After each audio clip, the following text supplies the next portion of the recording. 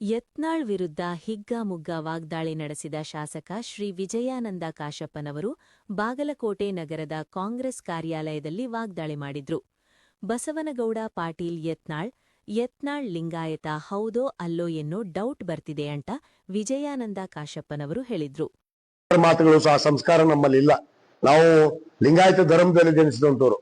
ನನ್ನ ಬಗ್ಗೆ 3 ಬಟ್ಟೆ ಇವತ್ತು ಹೆಚ್ಕೊಂಡು ಹೇಳ್ತಾನ ಅಂತ ಹೇಳ್ತಾರ. ಬಸವನಗೌಡ ಅಂತ ಹೆಸರಿಟ್ಕೊಂಡಿಯಲ್ಲಪ್ಪ, ಬಸವಣ್ಣನವರ ಹೆಸರು, ವಿಶ್ವಗುರು ಅಣ್ಣ ಬಸವಣ್ಣನವರ ಹೆಸರದು.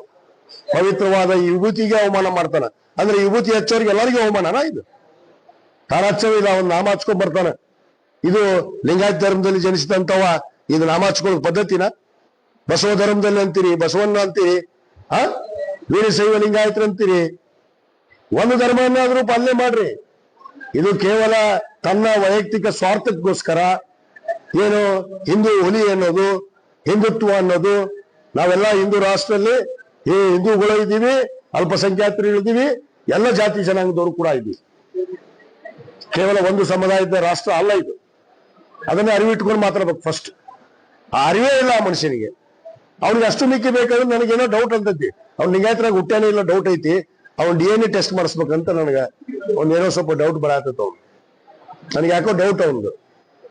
ಅವ್ನೇನೋ ಪರ್ಷಿಯನ್ನಿಂದ ಹುಟ್ಟಿ ಬಂದಿರ್ಬೇಕವ.